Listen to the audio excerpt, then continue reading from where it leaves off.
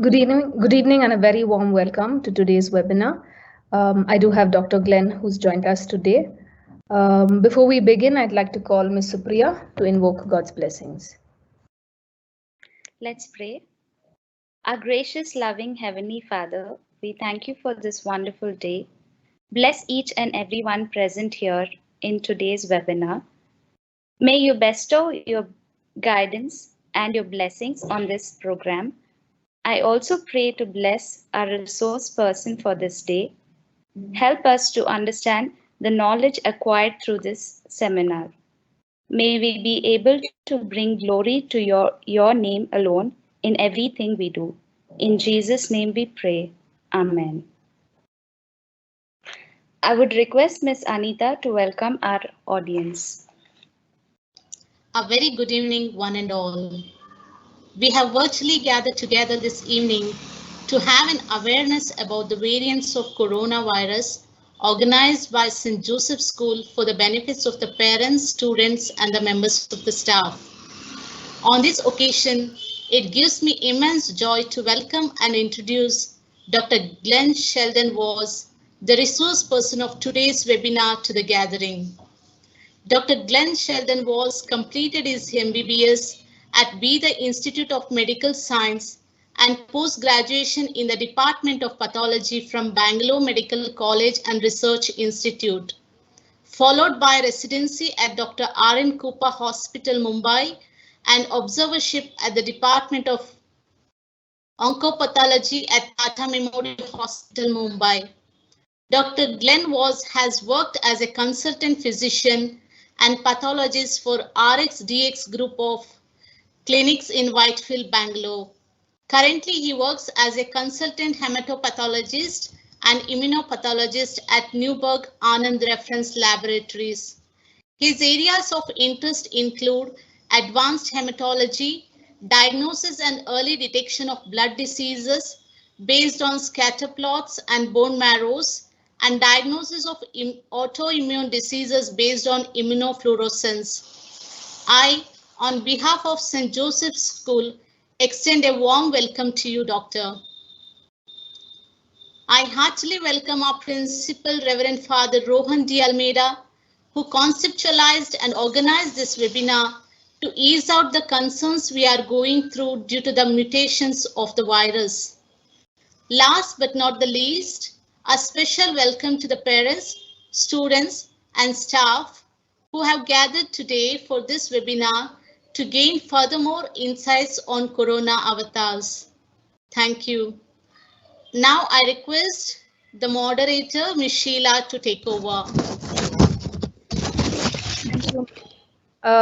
Once again, I'd like to extend a welcome to all our viewers who've taken the time on a Saturday evening to be present for this webinar.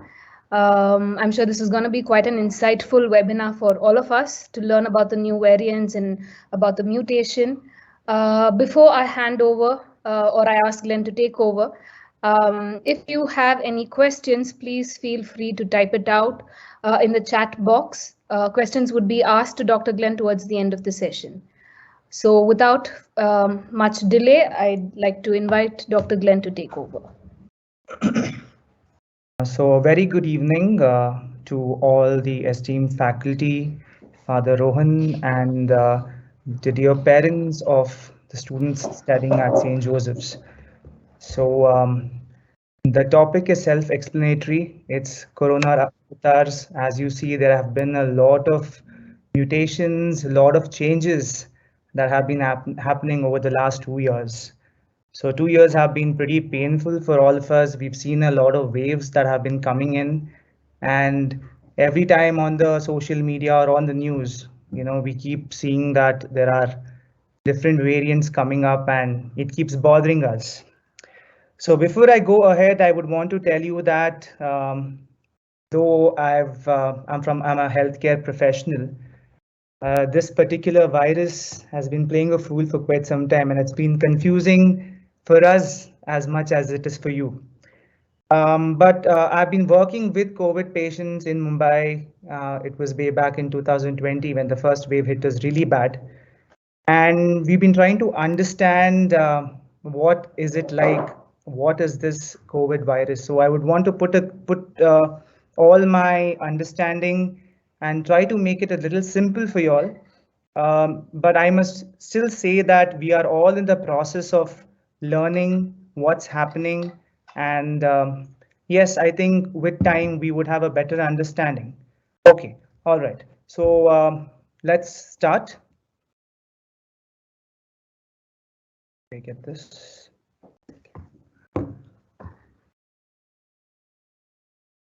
Okay. All right. So this is the global situation. This is the data round about this week, the 3rd or 4th of December, when we have close to 263 million cases worldwide, and we've had close to 5 million deaths. And yes, there are countries which are still registering very high number of cases. And this is the situation right now in India. We have round about 9,000 to 10,000 cases which we are registering per day, which is still not bad. There are few states like Kerala, few hotspots in the country which are still repeatedly registering high number of cases. But overall, we will come to this towards the end, talking about what is the more in detail about the situation in India. And in Karnataka, we are approximately registering 200 to 300 cases per day on and off. So this is the situation in India at the moment, not really bad. So let's talk about what exactly is coronavirus. So corona comes from the name crown. So I'll tell you why is it crown, because if you see that this virus, it has something like it has spikes all over its surface. Okay, so these spikes are very important for it to anchor and then cause the disease.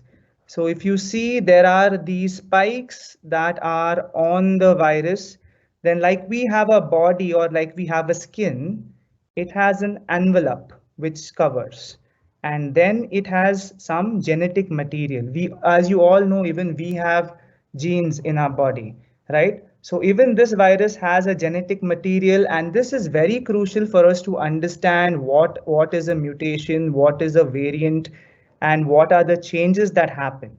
So I just put this picture and I'm simplifying it for you again, that there are these spikes which are called the spike proteins. Then you have an envelope which is covering the virus and the genetic material. Now, before we go ahead, there's something very interesting. So we all hear these terms that there are viruses, there are bacteria. So what's the difference? So bacteria is something which lives outside. It is a living organism outside outside maybe an organism it is trying to infect. But a virus exhibits a dual nature. So what really happens is a virus is dormant and pretty much non-living outside a host. A host is something which it infects. So that is called as a host. In this case, now the host is a human being. All right. Okay. So as it enters the human being, that is when it starts its life cycle and starts being a living organism. So this is a interesting dual nature of a virus. All right. So talking about how does it cause us infections? So these, as I told you, that these are the spike proteins. So these spike proteins are like keys, as there are these different membranes in our body. When you talk about maybe your respiratory system, that is your lungs and your airway, or different things, probably like your your gastrointestinal tract, your heart, your kidney. So there are specific sites where it uses this spike protein. It attaches to your cell, it enters the cell, it uses the cell material, and that is where it starts its process. And when it starts its process, the cell, there is destruction, there are more viruses, there are many more viruses that are released into the system. And that is when the body releases few chemicals to fight the disease. And when it is trying to fight the disease, you develop symptoms like fever, cough, different symptoms. Sometimes the body response is so overwhelming that you have multi-organ failure. Your lungs start there is extensive destruction of your lungs, and that leads to lung failure and death. So this is a very broad, it is a broad idea as to how does this COVID cause, how does it cause infection, and what is the consequence of this infection. Now there have been a lot of there's been a lot of debate regarding how did it come to human beings, because this particular strain of coronavirus was not known to be in human beings. So what is suggested that this is a zoonotic virus. So zoonotic is something which is prevalent among the animals and has accidentally got into the cycle. It's got into the human cycle. So apparently found in bats. From there, it was transferred, or it has infected the pangolins, and these pangolins are mammals which were probably used in Chinese medicine, and they were even consumed, and they were even found in the wet markets in China, and that is what is postulated, that through this it has got into it has started infecting human beings. Now about the transmission. So as you all know, it exhibits flu-like symptoms. So a person who is infected coughs, sneezes. So you have different sizes of droplets. You have the larger droplets, you have the medium-sized droplets, and the smaller droplets. So the larger droplets that are there, when you cough or sneeze, they are heavy, so they fall down onto the surfaces and they remain on these surfaces. And if you come in contact with these surfaces, and if you touch your nose or you touch your eyes, that is when there is a chance that you might contact the infection. That is one thing. But if you are in the vicinity of an infected person in a closed environment, especially in an air-conditioned area, a crowded area, or a place where there is no ventilation, so when the person coughs or sneezes, you can inhale or ingest this virus, and this can cause the infection. This is even known to cause infection. So the virus is even shed through our body secretions, through our urine, through our feces. And this also could be a route of transmission, is what is understood. Okay, so now the entire reason why we're having this webinar is about the new variants and the new strains which are which are causing this major concern to us. So let me give you a brief insight as to what are these strains. So like we all all organisms, they multiply and they grow. So viruses also, when they get into the host, or in this case into the human body, when they infect the cell, they start growing, they start multiplying. So when they start multiplying, the genetic material that I told you, even that starts dividing and multiplying. So sometimes when there is this multiplication that is happening, a lot of there are few changes or few errors that take place. Now these errors that happen could make no difference. They could be detrimental for the virus, or they could be detrimental to us. In what way?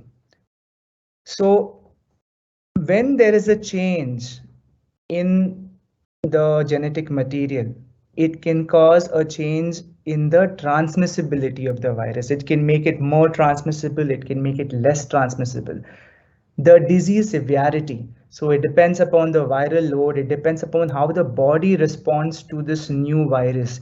So that determines the disease severity. And based on the initial variants, the vaccines were designed. Now, when there is a change that is happening, we are still concerned, or we are still perplexed that the previous vaccines that were designed for the initial virus, are they going to be helpful, or is there going to be efficacy of this vaccine? So these are the few things that we would be concerned about when there is a mutation. So I'm clarifying the terms again. So the process through which the change happens in the genetic material of the virus is called a mutation. Now, the consequence of the mutation, so there is a new virus that is formed.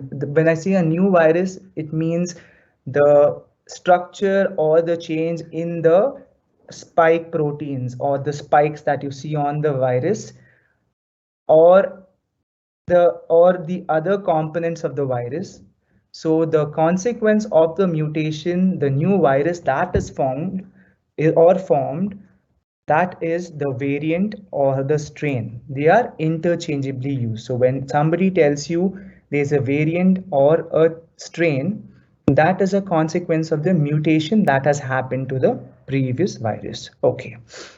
So initially when COVID-19, that was way back in November or December of 2019, we initially denoted the strains as the A strain or the B strain.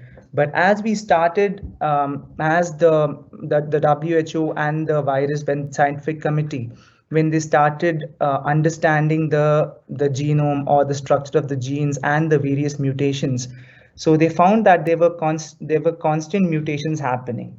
And mind you, this is something not new. Viruses, even in influenza, a normal flu virus, by nature, viruses are known to undergo mutations. So they had to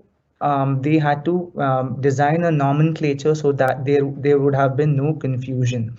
So that is when they started using the Greek letters from the Greek alphabet, and that was being incorporated. So it was called as the alpha beta. But in between, we skipped the nu and the z letters, because nu would have caused confusion with NEW, that is new or novel, and Xi because it is the leader of China, that is Xi Jinping. So we didn't want any sort of controversy. So the WHO decided that NU and Xi were not used in naming the new strains. So now we very commonly come across these terms. What is a variant of interest and what is a variant of concern? So when a new variant is detected, initially, if it causes any community transmission, a cluster is detected with a particular variant, it is initially labeled as the variant of interest. But on subsequent studies, on subsequent research, if it is found that there is increase in transmissibility, there is a change in the clinical disease presentation, if there are new symptoms, if it is more severe, and if it decreases the effectiveness of the public health measures or the diagnostics. So we have a particular structure of the virus based on which we even conduct tests. So if it is going to hamper that, or the vaccine, or the current treatment, then it is labeled as a variant of concern. So the WHO has designated a particular committee, which is called the WHO Virus Evolution Working Group, which constantly studies these variants of concern, the variants of interest that pose an increased risk at a global public platform.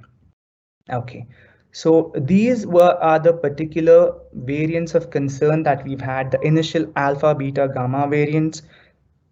So the alpha variant was earliest documented in the United Kingdom. Beta variant was in South Africa, that was in May 2020.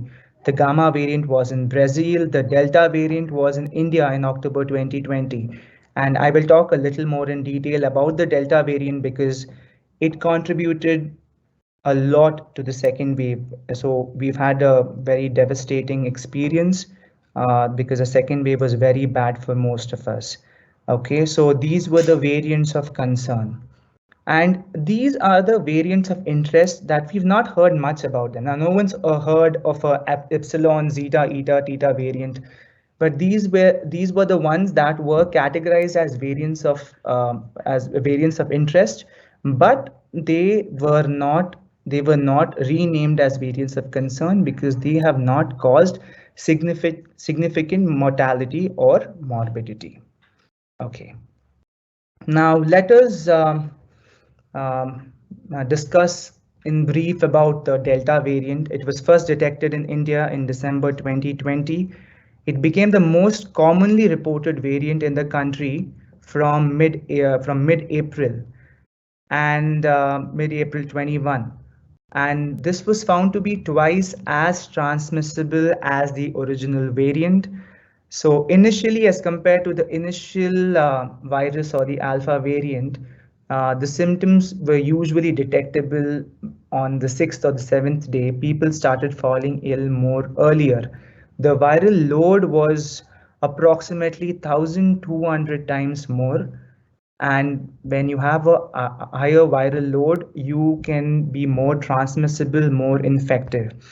And it is still contributing to around 80% cases in the world. And now the Omicron variant is subsequently, coming up, and it significantly contributed to the second wave in the country.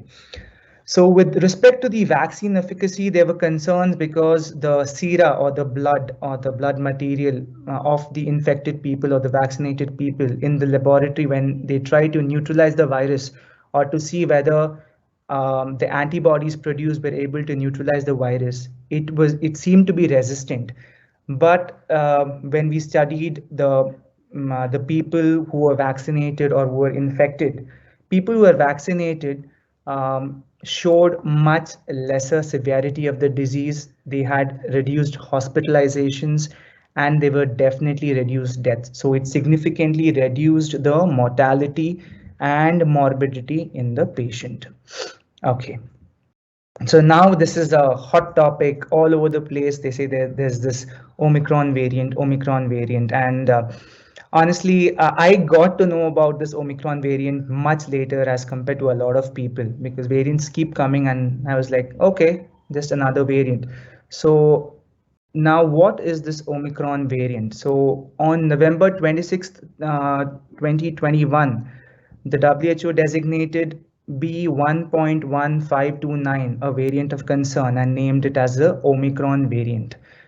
Now, there is still very limited information about this, but I tried my best to gather some information so that I can help you with it. So this was first found in South Africa, but researchers in South Africa and around the world are trying to understand this particular variant in detail. And I would say it's a little too early to comment anything. There's nothing confirmatory about this particular variant. But so we gauge most of these variants on these three particular parameters, the first being the transmissibility. So it is not clear whether this is more transmissible. This is something which is not clear yet.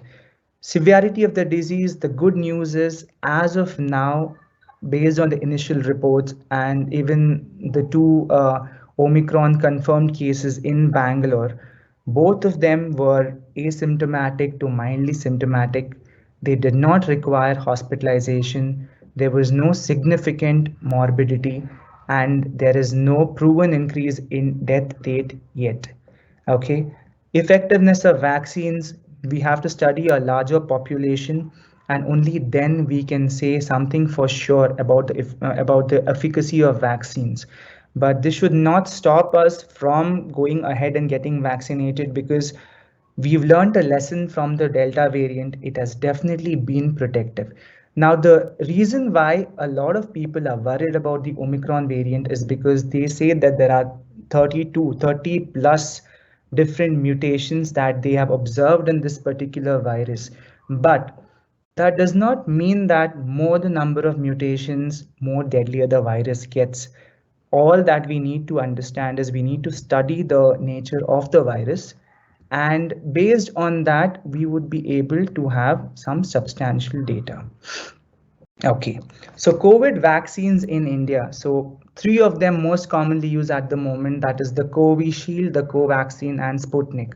But most commonly we are using the Covishield and the Covaxin, the Covishield with almost the time from the time between the first and the second dose being roughly 84 days, which has been on and off being revised.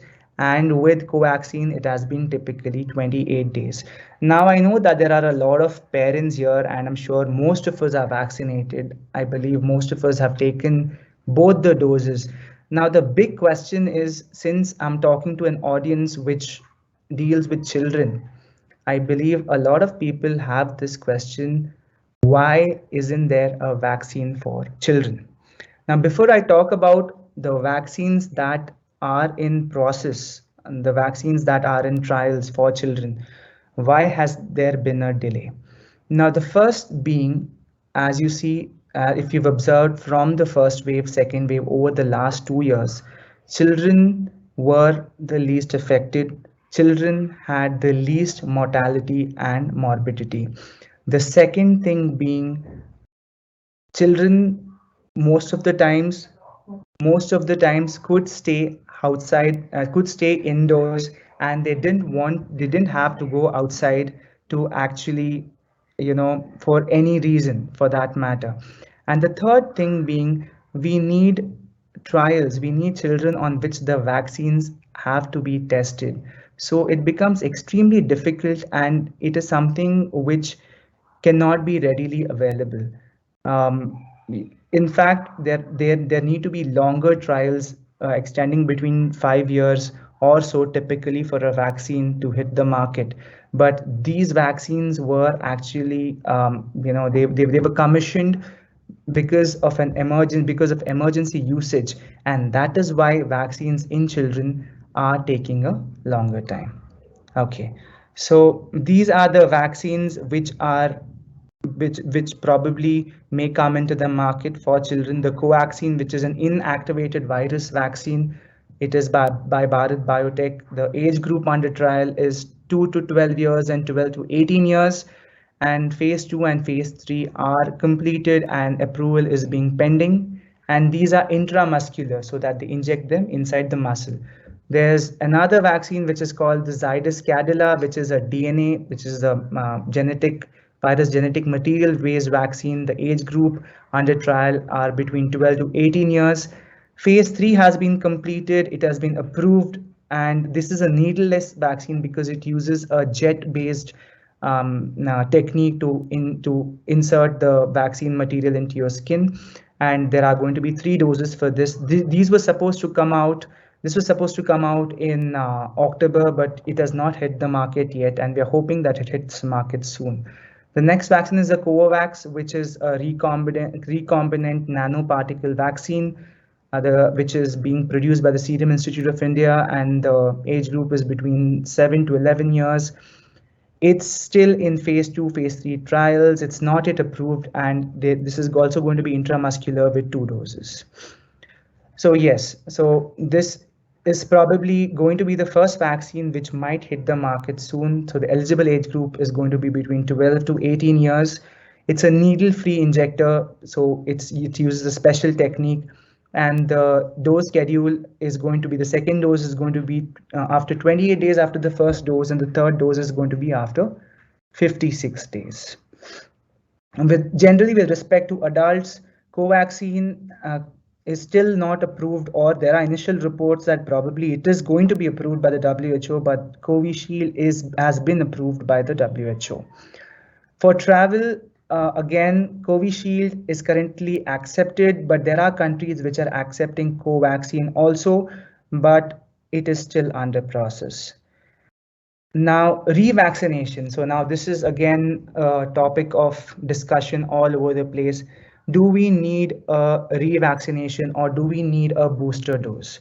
So my take on this is, at the moment, we do not need a booster dose. In fact, at the moment, we should be looking at reaching something called as the vaccination equity, where people who are not vaccinated should get vaccinated. And that is when we can have a herd immunity, and it is going to help the entire society, country, and the world as a whole. So at the moment, there are no recommendations, there are no valid studies yet. Do we need a booster dose? But subsequently, if the WHO or the government of India feels that we need a revaccination or a booster dose, there would be specific guidelines, and probably that is when you probably need to consider a booster dose. But for now, it is a strong no.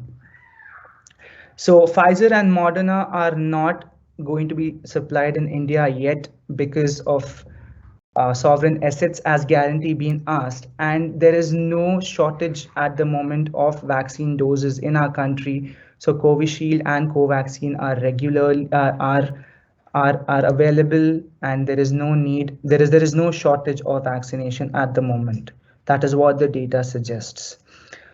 So yes, so before I end my presentation, I had come across a couple of interesting articles about the transition of this, of transition of this pandemic into an endemic. Now, what is a pandemic? A pandemic is something, it's an infection which almost, like if 1/3 or 1/4 of the world is affected by a particular infection, it is called a pandemic, which involves, it is at a global level. So this pandemic came to India, and now when you see it's an endemic, that means the virus remains with us, but it will be only found in clusters. Now, this is an interesting article by Dr. T. Jacob John, who is a former professor of virology at CMC Vellore. So we use a particular value called as the R value, based on which we can determine what stage of the infection we are in. So when the R value is more than 1, it means that we are in an increasing trend in a pandemic phase. And when the R value goes below 1, which means to say that we are in a decreasing trend of a epidemic, of a pandemic. Now, if the R value stabilizes, that means we are in a way attaining herd immunity. Now, what is herd immunity? Herd immunity is something where either by infection or by vaccination, there is some sort of immunity which is sort of blanketing the population of a particular place, and that is when the infection gets controlled, and that is when this particular R value stabilizes at 1. So we were sort of in the declining pandemic phase at the end of the first wave, before when the second wave hit. Now, there was no vaccination at that particular point of time. There was very less vaccination coverage. And in the second wave, a lot of people also got infected because of the increased transmissibility of the Delta variant. So now there has been seroconversion. That means there is immunity in the individuals of this country, either by infection or by vaccination. So we are in a way reaching an endemic phase where the virus remains with us like a normal flu virus that happens every now and then, and this is when a pandemic stabilizes. Okay, so I was reading another very interesting article, 7 reasons why we are more at risk than ever for a global pandemic. The first reason being urbanization. Urbanization causes a lot of people to come and cluster at a particular place, very bad sanitary conditions. So this can help. So whenever there is any infection, it can blow out of proportion. Second thing is encroaching new environments. So there is urbanization, there is industrialization that is happening, and we are encroaching the natural habitat of a lot of animals. And that is why the zoonotic, the viruses or the infections that are among the animals, are starting to affect human beings. Third thing is the climatic change. Because of pollution, there is global warming that is happening. There are floods that is happening, and this is probably causing a fertile soil for a lot of infections to actually grow, and this also is one of the reasons which could lead to a pandemic. The fourth reason being global travel. Global travel has never been as easy as it is at the moment. Today, you see somebody is in India, the next 3 hours they're in Dubai, now the few hours they are in the UK, and then they are in the US. So there's a lot of global travel, and it happens within a few hours. The connectivity is amazing. So if a person is infected in a particular place, very easily he can just transmit the infection to a different place. That is the difference between the Spanish flu and the pandemic of COVID-19, which we've had now. The spread was so rampant during this time. It was because of the easy global travel. The next very important thing, which is of concern, are fewer doctors and nurses. So any sort of pandemic, we are still not prepared to handle it. But hats off to the Indian government and to the healthcare system of India, though it is regarded not very great, but we were able to control and handle the infection much better as compared to a lot of countries. The next point again being growing population. So growing population again, with urbanization, growing population, more of crowding, poor sanitary measures, malnutrition, these all contribute again to flare up infection. And the seventh one is faster information. Information travels like fire, whether it is good, whether it is the right information, whether it is malicious information. We information information travels. That's when we are able to categorize things, we are able to call things as pandemics, or we can gauge the extent of infection very fast. So these are the 7 reasons, which there was a very interesting article which I thought I should share with you. So on a positive note, when we all question what has Omicron, what does Omicron have in store? So there's this microbiologist from Madras Medical College, and she quotes, and I quote, Omicron is a combination of alpha, beta, gamma, delta variants, corona mutated. Omicron is a blessing in disguise, variant that causes mild infections like common cold with rapid spread and is an indication of the end of the pandemic, a welcome change that could replace a dangerous Delta variant. A pandemic ends after a serious mutation causes herd immunity and weakens severity. We have reached that change. This is what is your opinion, and this is the nature of a lot of viruses. So as they mutate, they do become more transmissible, but as they become more transmissible, the severity reduces. And on the other side, there is herd immunity that happens, there is subsequent vaccinations that happen, and I think we could definitely have a breakthrough based on this data and the virology experts. But we must not forget that we need to always maintain these COVID protective measures, that being social distancing, regular sanitization, mask, ventilated environment, and please always isolate yourself when you have any cough, sneezing, or any flu-like symptoms. So I would like to extend my warm gratitude to the principal, Dr. Rohan, Father Rohan, Ms. Sheila, and all the faculty and all the lovely parents for attending this webinar. I'm really grateful to you all. Thank you.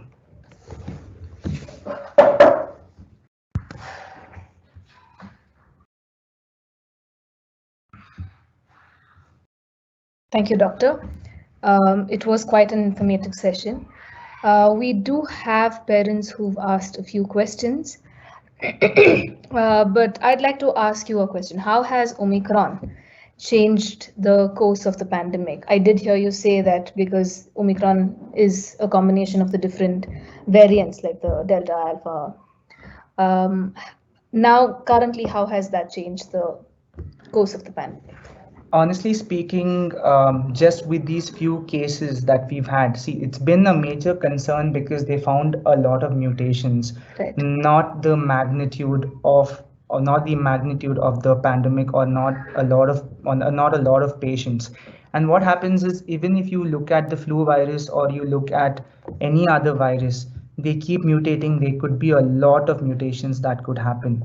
So just because we are studying about these particular viruses, we are going to find mutations. Right. So it is in fact too early, but I'm still hopeful that we would not have to see those cruel days like the Delta variant. Yeah. So the other countries have had a number of waves, whereas India has had only 2 waves, 2 proper serious waves. Does that mean that we will not see any more waves, or there will be waves? What is it like? I'm really happy to tell you that India is one of the country, in spite of a large population, we've been able to have a good vaccination coverage. Right. And secondly, the climatic conditions, the genetics also, and the crowd. Like India is a country with a lot of young people, but then there are other countries in the West with a lot of older people. So vaccination, genetics, vulnerable age group of people also play a very important role. Right. So I feel that it is still, see, initially when I started my presentation itself, I said we are all in the process of learning and understanding. Right. But I still believe and I hope that we may not have to see anything as severe as the second wave in the country. Okay. All right. A lot of them were diagnosed with COVID, especially during the second wave, when vaccination was at an all-time low, especially for the Indian population. Now, is it necessary for parents to get vaccinated even though they did go through COVID? They were infected with COVID. See, how important is it? See, it is very important that a person who has had a COVID infection, there have been a lot of studies, and based on a lot of data, the WHO and probably the doctors in India, also the virologists and the epidemiologists, so they recommend that it is important for you to get vaccinated. Now, that is again a question of debate, that there are antibodies already, the person already has the antibodies, but there is no harm in getting vaccinated. Why take a chance? And people who have gone through COVID, people who have seen, who've lost people through COVID, would actually know the importance of probably being vaccinated. Because I think if we've not had COVID, or if we've not had severe symptoms or not lost somebody who's nearer or dearer to us, I think we are just fortunate, and I think we should protect ourselves. Right. Well, that brings me to the next question. But before I do ask you, I'd like to encourage parents, if you have any questions, do put it in the Q&A, and I'd be addressing it to the doctor here. So the follow-up question to that is, we've also seen people who were vaccinated getting infected with COVID. Some of them have gotten serious, some of them haven't. They were able to recuperate at home. How does that work? Why do they still get serious in spite of being vaccinated? See, most of the people, at least I would say 90% of the people who are vaccinated, even though have had a COVID infection, have had very mild symptoms. Most of them did not even need hospitalization, and deaths were very, very less. Right. Now, the people who the people who have even hospitalized, ventilatory support was something which was not required at all. Now, the people who have claimed that they are vaccinated, and probably some of them unfortunately have lost their lives. Now, one thing which I could attribute it to is probably the cold chain not being maintained. Probably the vaccine, the efficacy of the vaccine could have been lost, and that could have been a reason for them. And virus and the body response works in mysterious ways. There are multiple factors, but we don't look at the 1%. We look at the 99%, and there has been definite evidence that vaccines are highly protective against this virus. Right. Thank you.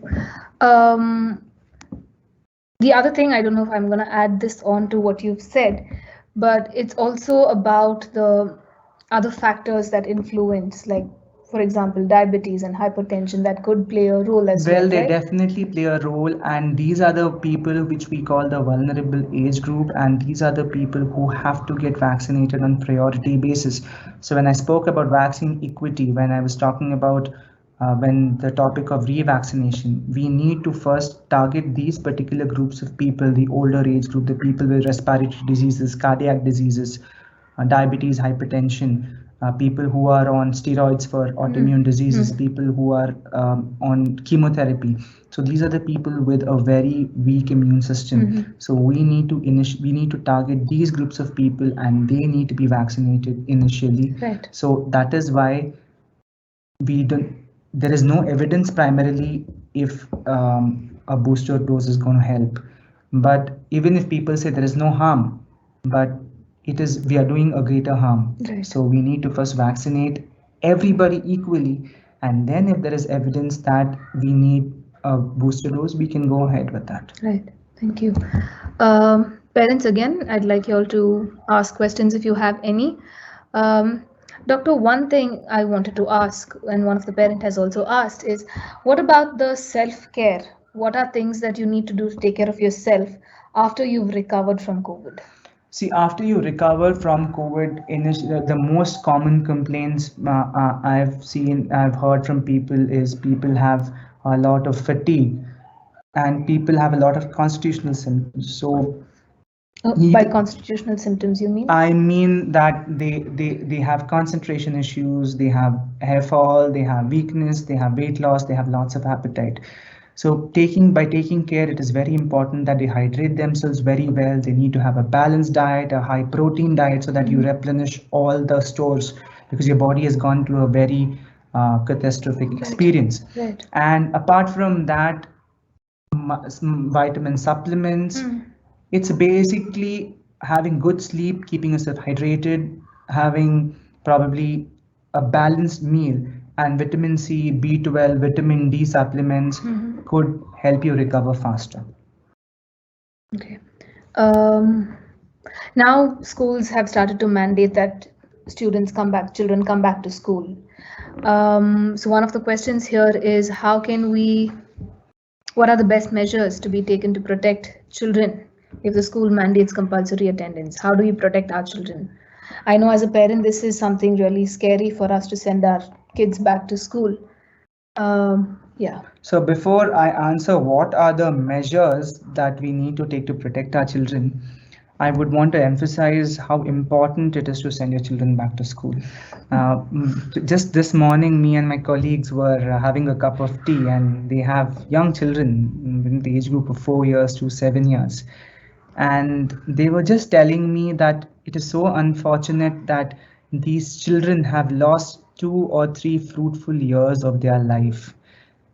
When on one side we see that COVID has not affected children really bad, the repercussions of withdrawing them from or the repercussions of not letting them go out, not letting them have a normal childhood, not letting them interact with other children, and having a disturbed school itself has caused a lot of mental disturbances. I was talking to a couple of pediatricians, and when I casually asked a friend, she works at the Aster CMI, and I asked her, how are the COVID cases? She told me, Glenn, don't bother about the COVID cases. Children are coming with behavioral changes. People are coming with depression.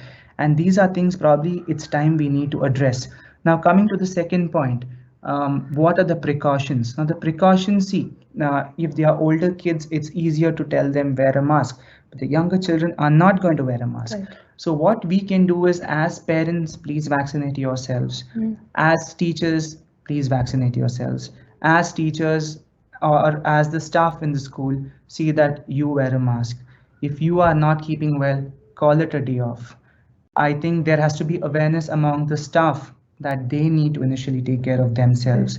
And when you're teaching the children, ask them very politely, probably have something like this game, like whoever wears a pretty mask or something, encourage mask, wearing a mask, encourage washing hands, have some activity where it is in a very nice way it is put across, and that is when they start inculcating that. Now, most of us, it's a habit. Now, when we don't wear a mask outside, we feel that there is something missing.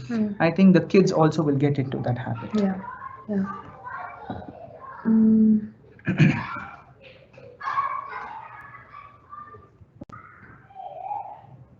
Yeah.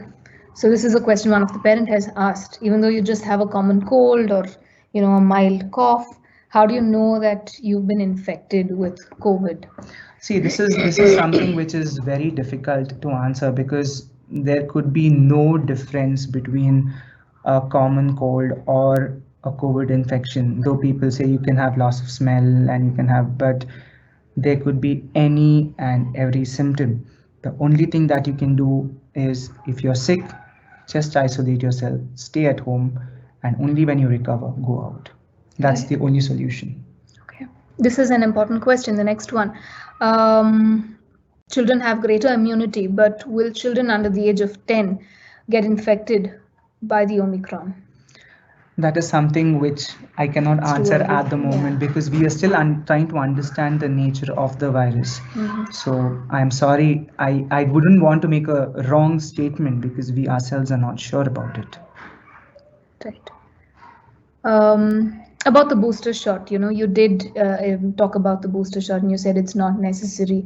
But I think there's a lot of concern, like me as a child to my parents who initially got the vaccinations even before the second wave hit. One of the concerns was, would it be better if I give them the booster shot considering that there are new variants coming? So if you can re-emphasize on the booster shot once again for the benefit of our parents, that would See, first and foremost, so my solid take on a booster shot at the moment is a no. First thing being, of course, we need to target still the vulnerable group. A lot of people have to get vaccinated. And secondly, if you apply the logic, if we are still trying to understand the efficacy of the previous vaccines on the new variants, so we need to give time to see if the vaccines are still, if the efficacy of the vaccine is still there for the new variants. And the mRNA vaccines, or the vaccines which are based on the genetic material of the virus, so they can be easily, they can be easily changed, or they can be easily targeted towards the new variants. So by that logic, even if we have to consider a revaccination or a booster dose, we may have to wait to see whether these vaccines are efficacious. Otherwise, it could be just futile. So what I hear you say is that time is yes what would answer these yes, questions. but as at the well for moment, us. I think we get our 2 shots of vaccine, we let others get the vaccine, and just wait and watch. All right.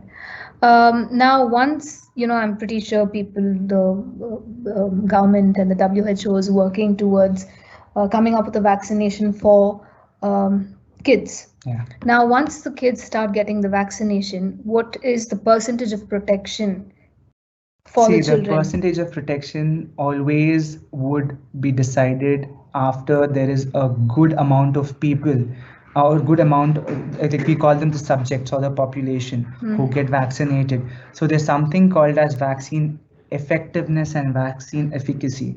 So in the lab, when they use they inject the subject, they take the person's blood and see if it kills the virus.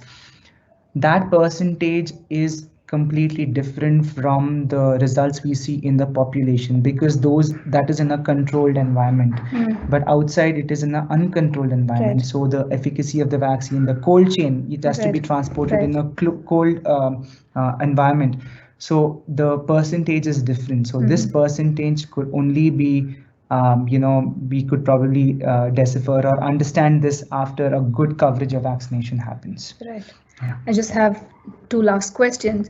Are the vaccinations available for pregnant ladies? See, the vaccination for pregnant women are the same. Initially, they had this dilemma whether the pregnant women have to be vaccinated or not. That was because it was too early. Right. But to the best of my knowledge, obviously, you need to consult your obstetrician because they are more updated. But from what I have known, pregnant women are encouraged from getting vaccinated. Right. Sorry. What should the kids who are in the age group of will they get vaccinated? Yeah, this is a concern that I as a parent also have. What about vaccinations for the age group of 1 to 4? Will there ever be a vaccination for them, or should they wait until they See, turn 5 again, and for 6? this particular thing, we need is time, because what happens is a lot of vaccinations can do harm Right. more than benefit. Right. People could develop some sort of post-viral paralysis, post-viral complications, because they have a differently structured immune system. So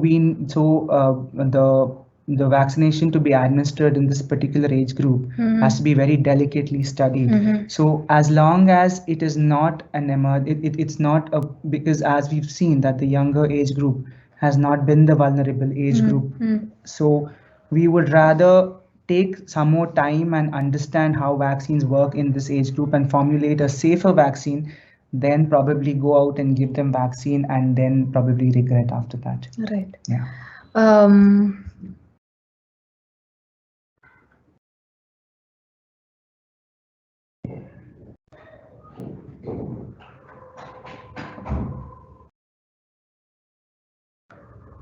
Yeah. What is this?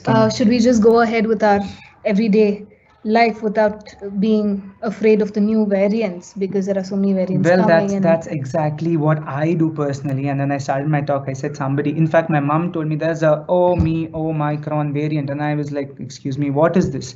Which when I had to go back and I had to probably know. So yes, variants are going to come, variants are going to go. All that we have in our hand is vaccination and self-protective measures. All that we need to do is do this. Social media is even more scarier and deadlier than COVID. Right. So first, be careful what you pick up from the social media and from the regular media. And you need to read from articles from reliable sources, and only, or you can always go talk to your family doctor or friends who are medicos, and I think they will give you a clearer picture. Right. Yeah. There were rumors, just last two questions, doctor. There were rumors, I don't know if they are rumors or it has happened, where people have immediately died after getting vaccinated. Would you like to? See, again, now what happens is when a large population of people are vaccinated, if 1 or 2 people out of 4 or 5 million people have a particular complication, a lot of people would attribute it to that. But if we don't have a significant number of people having a common symptom, I think it is not right, or it's not wise to attribute that to vaccination. Right. Because a lot of people said that AstraZeneca did cause increased clotting or cardiac deaths post vaccination. But with 2 or 3 reports, I would rather call it coincidence rather than probably a side effect of the vaccine. Right, right. So the last question. What would your, just a minute, it came on my phone. Can you share some tips on how to live with the pandemic now, since I think we've almost entered an endemic phase, and we have to live with the virus now? The only tip I would say is live like you're living now. There is the live like you're living now, live with gratitude, probably because a lot of people are not as fortunate as us. We've lived through the hard days, and we are still hale and hearty. So I think we need to live with gratitude and live life to the fullest. And most importantly, live in the moment and live your life to the fullest every day. Right. All right. Before we end, would you like to share anything more on the topic? Well, I think I've put in all my inputs in this little presentation of mine, and I think most of you are fortunate that you've not seen the cruel side in the hospitals, where initially, even in Bombay, when I was working for COVID wards and ICUs, we had shortages of COVID kits. We did not know what the treatment was. So there are a lot of memories that haunt a lot of healthcare professionals. Right. And yet we are trying to overcome that. So I think we are in a much better phase at the moment, and I'm hopeful that we will be done with this soon. So on this note, I think we are going to enter into a new good time very soon. And I would want to take this opportunity to wish all of you a very happy New Year 2022. And I think we'll have good days and better days ahead. Thank you. I also want to take this opportunity to thank you, who's a part of the mental health profession, for all that you're doing for us. And I know it's not easy to be and witness all of these things firsthand. So thank you so much. I'd like to invite Tina to propose the vote of thanks.